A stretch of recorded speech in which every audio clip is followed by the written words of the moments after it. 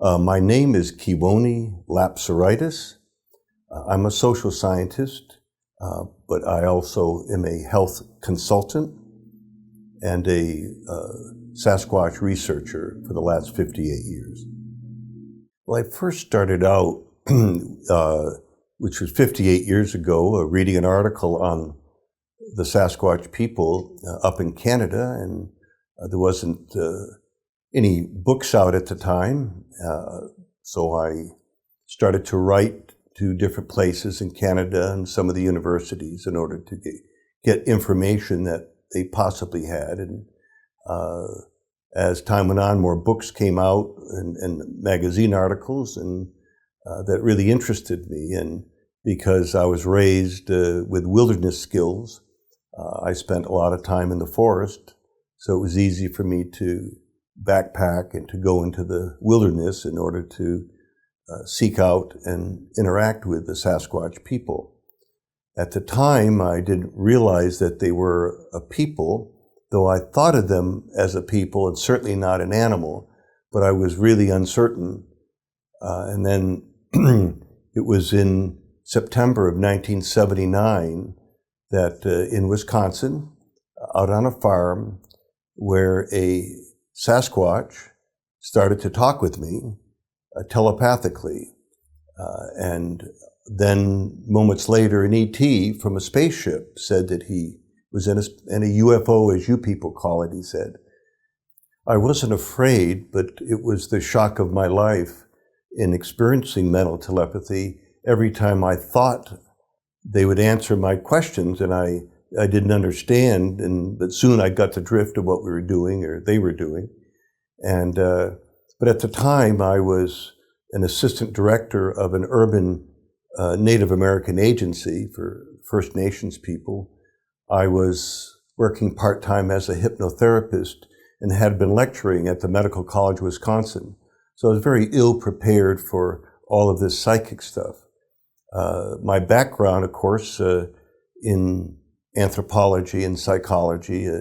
I had taught actually anthropology before at a small New England college, but it was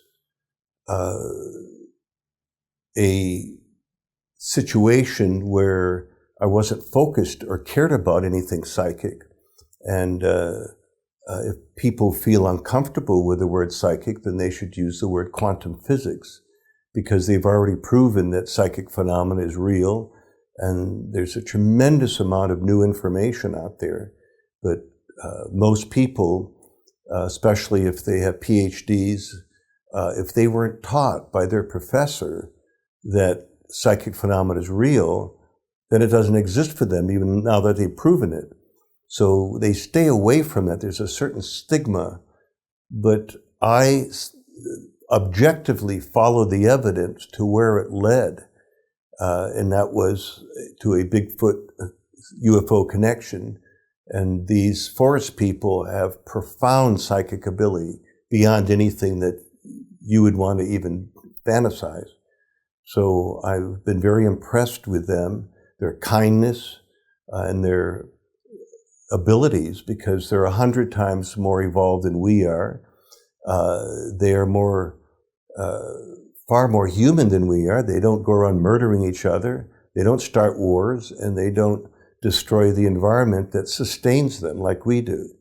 So we'd have a lot to learn from them, but they're unapproachable because people have guns and are deceptive, and they do not want to deal with those people.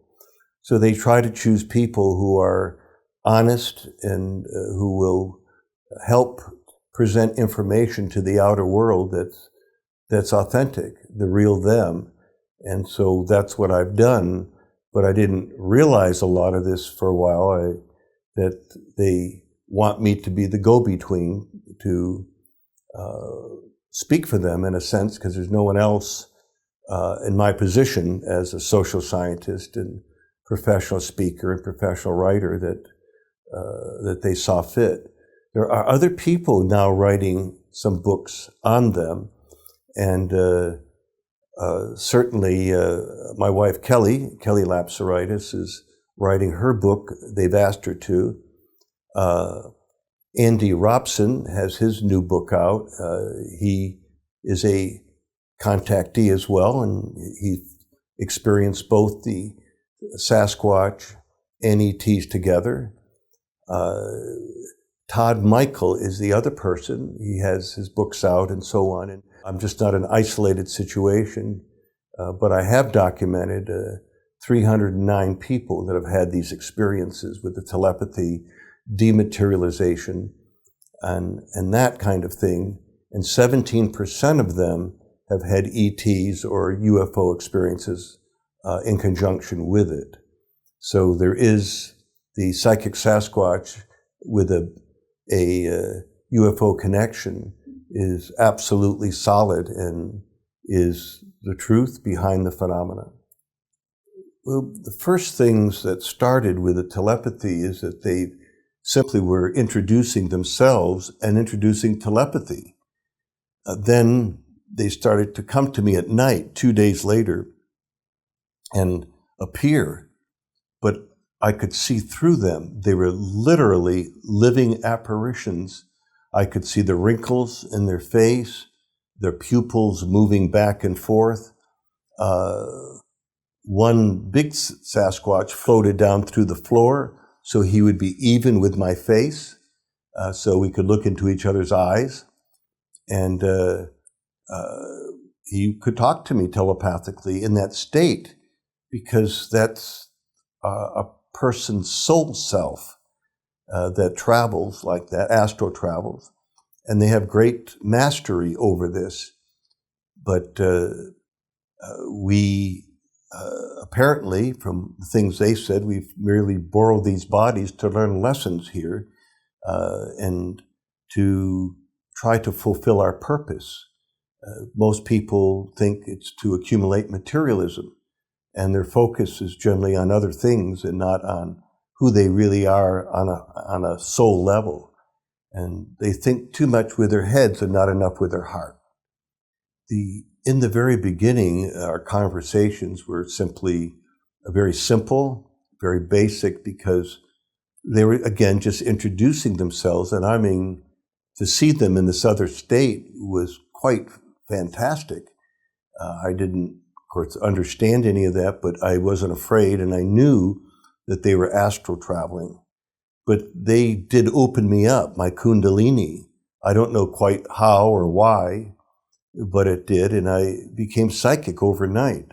I started to hear people think, and when I mentioned these things to people, they were absolutely shocked. I thought one woman was going to faint, because I spoke to her verbatim of what she was thinking in her mind, and part of it was thinking about me.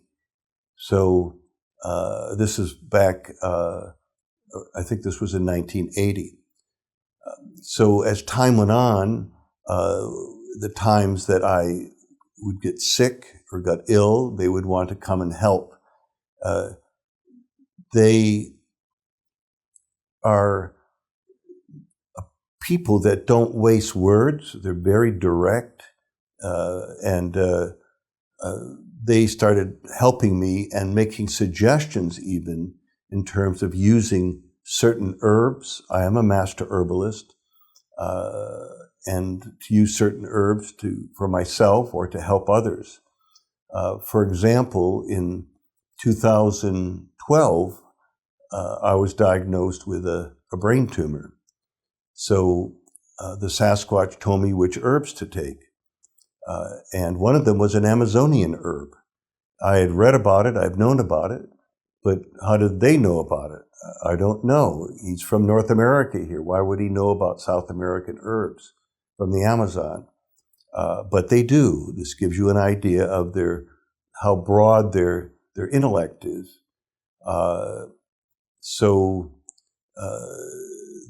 It went slow in terms of dissolving the tumor, so they told their friends, the star people, the ETs, and they came. It took me 6 times and dissolved the tumor. So these are some of the things they do. Why other researchers probably 98 or 99% of them are still looking for a monster, an animal that doesn't exist. These are very sensitive, loving, and compassionate people. And they claim that this is their planet, that they were brought here millions of years ago by their friends, the star people. And we have destroyed the planet. We're still destroying it, but the planet's dying. And 80% of the fish in the ocean are gone. The marine mammals are dying by the thousands all along the coast from Baja all the way up to Alaska. What's happening on other islands and other countries in the Pacific Ocean, I don't know, but the radiation from Fukushima will go all over the world, will circulate, and we're in big, big trouble. They've said that World War III has already started, and they just haven't dropped the bombs yet, and we're going to have to experience that. So they are very disgusted with us. At the same time, they have respect for people. They don't try to harm us in any way, but they are disgusted. I am disgusted the way different agencies have handled the environment and so on. And this seems to be a worldwide thing where money and materialism come first. The precious environment that sustains us comes last. You know, even dumping of plastics and stuff out in the Pacific Ocean off of Southern California. It's a tragedy. Animals are dying because they're consuming some of the plastic they don't understand, and they're choking on it, they're dying. So I could go on, but just the Sasquatch people are the ultimate environmentalists. They don't spike trees or doing things like that, of course, but they're very attuned to the earth to such a point that they work with the electromagnetic fields in the earth on the ley lines. And what and how they do that, I do not know. So they're a very complex group of people. They are a secret society. They don't want us to know as a people, and that's why they've chosen me and a few other people that they term light bearers or light workers that they feel they can trust. When the pioneers first came here, and when they saw Sasquatch, they're out hunting as a rule, and they would just pull up the gun and shoot and wound them because the Sasquatch would come out and look at them. And so word had spread very quickly to stay away from these crazy people that are trying to shoot up everything. And they watch us clear cut, and they do not like the way we deal with the environment at all. We're the worst stewards of this planet ever. And it's shameful, and people do not know what they're doing in terms of the food chain and everything else, and water shortages now and misuse of water. And because they've pumped so much oil out of the earth that it leaves these giant caverns, and the use of water, we misuse the water, and so there's the water table is dropped, and many of the caverns in lakes that are subterranean are drying up and everything. So what are we going to do? We need water and we need food, and we're destroying everything around us. So we become the endangered species now, and this is it.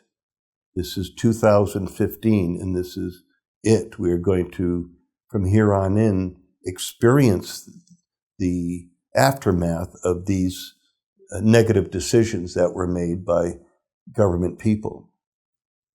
The ETs said that they have tried to change the direction we're moving in because they could see everything happening in terms of capitalism. Capitalism has become a political cancer because it's spread all over the world now, and some of these people, let's just say like Nigeria, that have they're extremely wealthy because of the oil fields. Nothing has changed really in terms of the indigent people in that country. So a lot of the people who went to Oxford or Yale or Harvard were sent there by their parents are now running these countries, and they're keeping the wealth to themselves, and mostly. And so they're not helping anyone. They're still plugged into materialism and greed and those kinds of things. And I'm not picking on Nigeria. I'm using that as a general example because it seems to be very prevalent in most countries that the governments have become very corrupt, and the different agencies and bureaucracies are, and many of the corporations that are making big money and have money, they can buy off people very easily to think in their direction and what they want. And that's not the way where our values should come from. The first thing we need to do is have more compassion. The Dalai Lama of Tibet, I honor him and respect him because he's pushing, or I shouldn't say pushing, but he mentions in his talks about the importance of compassion and unconditional love. And these are things that the Sasquatch people and the friendly ETs are talking about. And they want change, but none of the governments have changed, because it's like saying, it's like trying to stop an avalanche. You say, no, it should stop right here. No, once it goes, it won't stop, it'll continue on. And so it seems like the capitalism is working that way, and it's based on natural resources. So they're using up all the natural resources. And I used to live on the Amazon because I did an ethnographic study in conjunction with the Colombian Institute of Anthropology in Bogota, and living in Upper Amazonia amongst the Kewaunee Indians. All the Amazon now is changing with the clear cutting for soy and many other crops, and you can never bring it back. Never. It's a type of environment that you cannot bring that back. So it's 2,230,000 square miles of Amazonian rainforest is being devastated. Generally, a little more than the size of West Virginia is cut every year. And if you ever been into a rainforest, especially the Amazon, it's absolutely incredible. And the diversities that's there, and the sensitivity of nature, of all the interconnectedness. People's children would probably never get to experience any of that because it won't be here. You see, they talk about the interconnectedness, that we are all connected to the trees, to the animals, and to each other. It doesn't make any difference what species or race you are. This is now a scientific fact. It's already been proven. It's been proven that the particles are entangled into everything. So it's absolute scientific, solid scientific proof. People aren't listening. They're not paying any attention. They don't understand what it means. It's not some cute philosophy that the First Nations people talked about. It's a true scientific fact. And so to disturb one part of that system, you start breaking it down, because there's a food chain and everything that's there that once it's destroyed, everything goes into the abyssal. The species start dying, and as I said before, we're at the top of the list here as an endangered species, and we've created this ourselves. The ETs say that they want to help the light workers, and the Sasquatch said the same during these hard times. So I'm not sure to what degree they will. They're not saying entirely. And several things I've asked them, and they said, well, we don't want to tell you everything. We don't want you to suffer, but you have to still make these decisions yourself based on your free will. If we made them for you and told you what was going to happen and tell you the best decisions to make, then your karma would become our karma, they said. So that makes sense. And the idea is that when they use brevity, they don't really explain everything. So whatever they have brought up and suggested, I think very carefully on, because they're really telling me something important, and I base my decisions on what the little suggestion or statement that they made, because it's generally profound. I would say, like about a month ago, my wife Kelly and my son Jeremy were just ready to go to the next town over to do some shopping. It's a little bigger town, 20 miles away, and Snowhawk, my 10.5-foot guide, said, "Don't go. Wait 15 minutes before you go." And so we waited almost 20 minutes, and here we had our coats on, and our little son was restless and wanted to go, but we did not go. And when I looked at Kelly, I said, "We've just avoided a serious accident." And she says, "Precisely." So again, they want to help us, not simply hurt us in any way. In fact, the only monsters that I really know are those who are trying to harm them and exploit them. They're the real monsters, and especially those that want a body real bad. And they don't discuss this because it's not in vogue. They've told people they don't hunt them, when in fact everywhere they go they have high-powered rifles with them. Not everyone, but many of these people do. So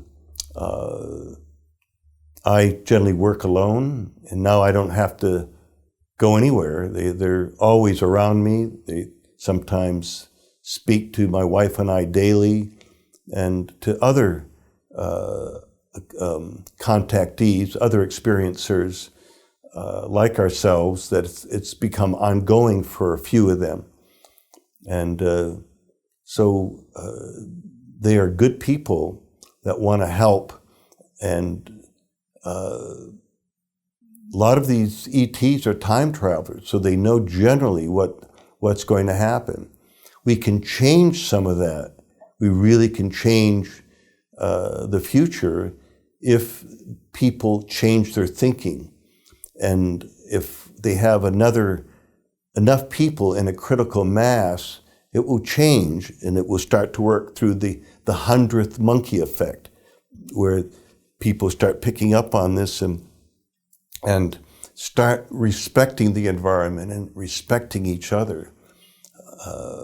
This is very, very important, and yet it's taken quite lightly by people, or they just discard it altogether.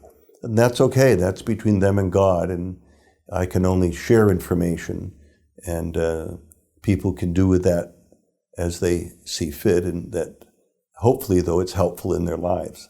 The Sasquatch people, I have made several suggestions about them coming out and so forth, but there's a council of elders that makes these decisions, and they discuss this.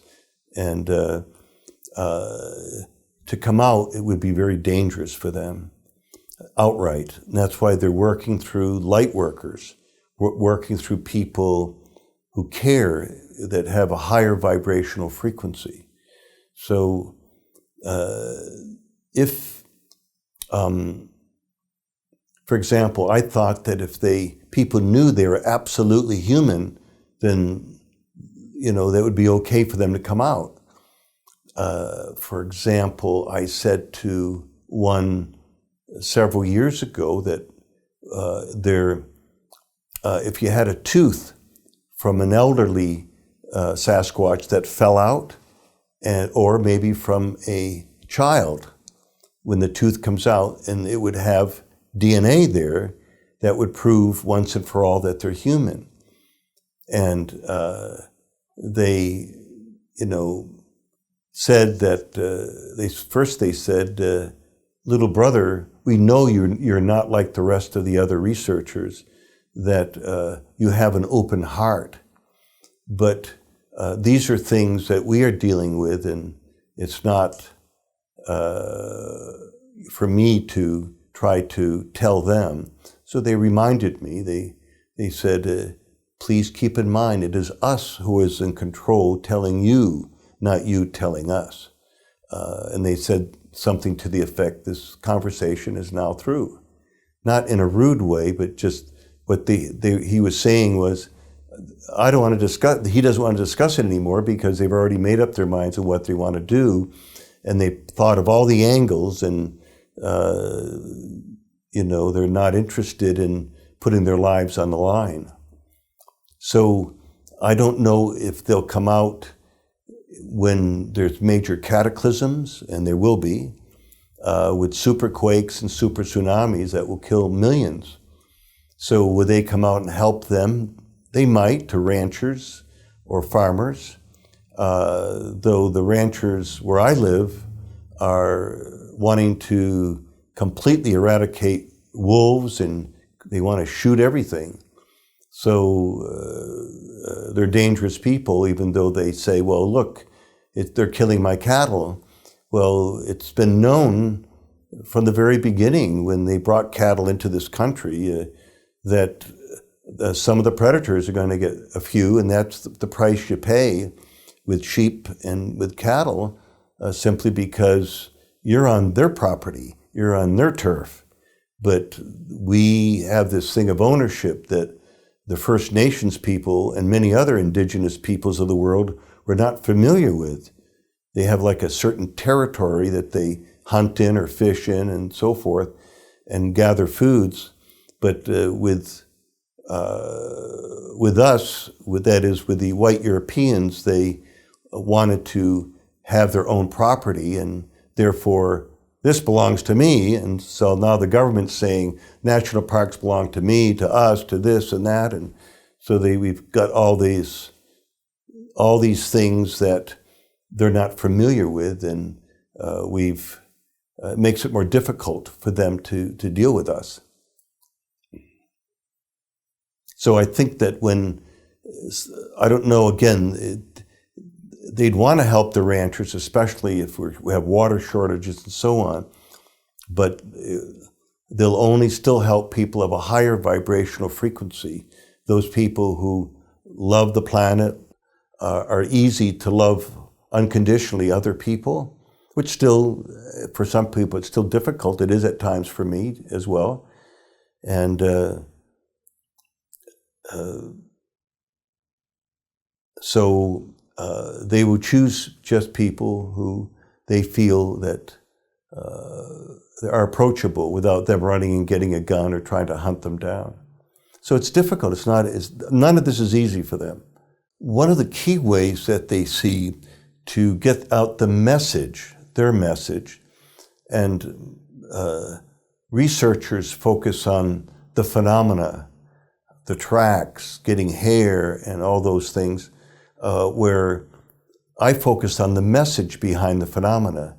So you could talk to a track all day, but it's not going to talk back to you to give you information.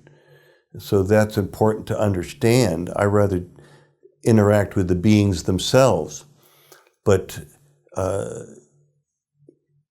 they want us to stop warring, stop killing each other, our family members and things, how we don't value lives anymore. It's, there is a part of the population that is being, they were fought in Iraq, in Afghanistan, and Vietnam, and so on, and it's confusing because a lot of this military stuff has shifted into a different kind of militarism, and it's, I think there's a lot of people going off fighting that don't want to. They're tired of war, and they're tired of, us going into other countries and rather than minding our own business. But I think that that's because there's something to be had there, something, I don't know what's in Afghanistan, but I imagine that it's an oil-producing country that's underdeveloped. And we've had, I don't know why, I do know why, but that they haven't switched to solar energy. But you would think they would do it more and more, and the government would even subsidize ranches or farms or something to encourage this. But they're still drilling, and they're still doing all the things of using fossil fuels that are putting more carbon dioxide in the air and weakening the geophysical parts of the earth that could easily go into major earthquakes and kill a lot of people. And that will happen, they said. Okay, World War III has already started, but they haven't dropped the bombs yet. But maybe dropping a few bombs would cause, superquakes that are already at the verge of happening. They told me if we destroy ourselves, they're next. And so I know that the star people will start taking some of them or all of them off planet as best they can. So where they would go after that, I don't know. Maybe they have another place in mind just in case. I can't answer that. I really don't know. But they maintain a positive attitude, even though the things they spoke of are very serious, and we are in very, very big trouble. The planet is, and everybody on it is subject to whatever happens. So if one country got crazy and started dropping the bombs and all this stuff, it's confusing. Where are they coming from, and who's what, and who knows where all that could end up. And they did a study. Somebody was studying the weather patterns, a meteorologist, several years ago when almost Pakistan and India almost had, were going to fight again, and they both have the atomic bomb. What would happen? And one of the interesting things, even though it would be tragic, is that the dust that would get into the air would get on the air currents, and it would go over places like Tucson, Arizona, from that region of the world, halfway around the world, and the currents aren't consistent. So if they slow down enough, which they do and will, all that nuclear cloud would drop onto a city, and people would be dropping like flies and wouldn't know what was going on. So whatever you do in one part of the world, it'll affect another part, and in a sense, the entire world. So people running the show here in the government and the military need to think that through, because it could come right back and kill them, even though they designate the enemy, whatever they do, the chances of it boomeranging back is very strong. So it's a lose-lose situation no matter what happens. And the wildlife and the evolved cetaceans, that is whales and dolphins and everything, they're more evolved than we are.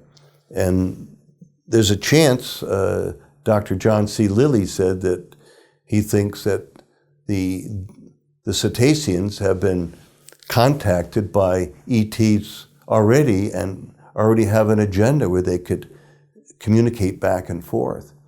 So this is not some airy-fairy thing. This is solidness, and he was a very evolved man and scientist. And I feel that a lot of these statements made by people like that are absolutely true. Knowing what I know, I wouldn't really doubt him. So it's not a theory, but I've had a bear, 3 hawks, 2 ravens, a snake, a wolf, and my black lab, Comanche, talked to me telepathically. So all this surprised me at the time. And you may say, well, wait a minute, how did a snake learn English? How did a wolf learn English, kind of thing? This is outrageous. But it must be some kind of a universal language that when you use your mind in this mind talk thing, that it somehow transliterates into whatever that being can understand. Because there's 3 types of telepathy I discovered. There's verbal telepathy, there's feeling telepathy, which is clairsentience, and then there's visual telepathy. And I've experienced all 3 at once, sometimes only one of those. So again, I don't understand the dynamics of it, but I'll leave that to the quantum physicists. But I believe that there is some kind of transliteration that happens simply because, again, these animals were evolved enough and plugged in enough to project their feelings towards me that ended up being a verbal telepathy. So isn't that also proof of the interconnectedness of all living things? I believe so. And now the work that's been done on water, living water, and how you can program the water and into the crystals, and whatever you say or do comes up under a microscope. The different molecules in water change from something beautiful to something ugly, if it's something negative that you've said. So this is a living planet. When they say Gaia is really a living being, it's a Mother Earth is really alive, and that the rivers and streams are the bloodline, the arteries, so to speak, that keep it alive and keep everything else alive. And to me, this is the, you might say, experiential proof that we're all truly interconnected, even though they've scientifically have proven it at this point. Yes, I think it's important for people to clear themselves, to slow down and see where they're at. Too many people take jobs just for the money, and they're miserable. Then they end up drinking all the time, or if you have a big high-paying job, some of the businessmen and even attorneys and different people are buy coke, I guess, and sniff that and so on. I'm not familiar with any of these things. Heroin and all that, to me it's frightening, but people do this, and often because they're unhappy. Yeah, some people are just addicted and they want to break away and they can't. But it'd be better if a person quit a job, and regardless of what their parents say, if their parents are still alive, they should quit their jobs and get a small paying job someplace in the country or in a small town where they'd be happier. There's too ego involved with getting a good position and feeling proud of that position but being unhappy inside. So I think people should clear themselves of the past. I still have a problem off and on with that I have to work at, to let go. And a lot of this you let go in layers, because the more you let go, the higher the vibrational frequency, because it's less emotional baggage from the past that one is dealing with. And it makes for greater clarity. At times in the past, it was difficult through several months at times and so on of having poor communication with them because I was holding on to too much. So this happens. I mean, we're all down here to learn lessons. And so whether people admit it or not, they've got lessons to learn. If they're not admitting it and they're in denial of it, then they really got a lot to learn, because they don't even consciously recognize that. But once people do that, and people show some recognition that there is a higher source, whether it's sort of a universal energy or God or Allah, Krishna, whatever people want to label that, it's okay. And I think that these are important things to do. Prayer is, they've already proven it scientifically as well, that prayer affects people. They did this in South Korea when these women couldn't get pregnant. They put a control group, and then the other group, with their pictures, they asked a certain amount of people to pray for them that they would get pregnant, when medically the doctors say it's impossible. 60% of those people prayed for got pregnant. So that's profound, and that was a scientific study. So prayer is really talking to God, however you perceive he, she, or it. And because I don't advocate any particular religion. If religion is helping you, then that's fine. And meditation, that is slowing down all the chatter in the intellectual stuff, is listening to God in meditation. And these are two very important things right now the Sasquatch people are saying. And to take time out for that. Most people don't. And so it's an important part of growing and evolving and raising one's spiritual vibrations. And if you get into trouble during the time of earth changes, the chances will be increased that they would help that particular person, whether it's a Sasquatch, an ancient one, or an extraterrestrial. So I think that one can only benefit by raising their vibrational frequency, and now is the most important time to ever do that. So I think we should be more aware. In fact, meditation helps people, for example, to be more aware of their surrounding and what's going on, and they start to reprioritize their lives to say, yeah, all this isn't so important. I think this is more important now. And as people get older and they know they're going to cross over into something, now there's so many books out on near-death experiences and so on. And this is deliberate by spirit to say, it's okay, just do your thing. Stop worrying about all this and fulfill your purpose. And if you're enjoying some materialism, fine, but don't make it number one. Make something more godly, more spiritual, and to be more human is to have more compassion and to have unconditional love.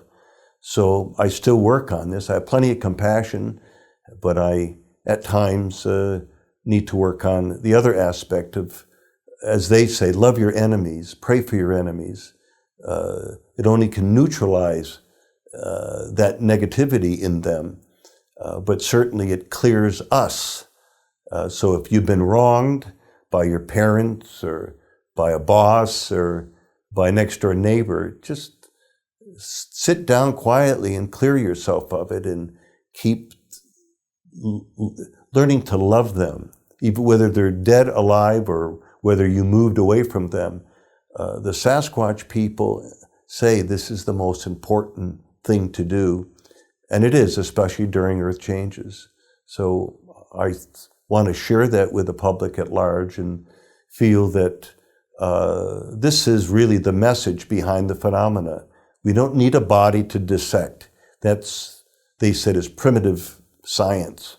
We call ourselves, modern science, and because we have the electron microscope and several other things that's really cool to have, and it's helpful, especially in criminology and so forth. But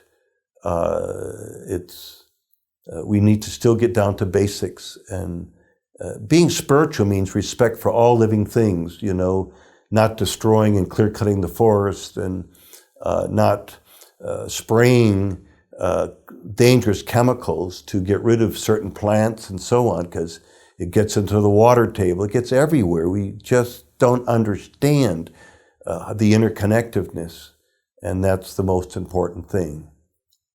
So thank you for allowing me to share all of this, and people can continue to get information through both of my books that I have out. There'll be a third book coming out later this year, and by simply going to sasquatchpeople.com, also psychicsasquatch.com.